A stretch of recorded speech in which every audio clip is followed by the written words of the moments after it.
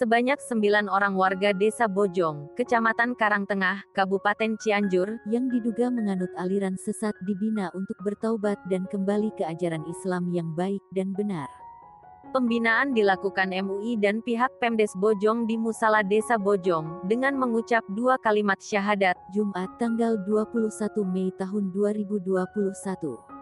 Kepala Desa Bojong, Uyeng Handoko, mengatakan bahwa 9 warganya tersebut dituntun mengucapkan deklarasi agar tak kembali ke ajaran sesat dengan menandatangani perjanjian hitam di atas putih serta dipandu untuk mengucap 2 kalimat syahadat.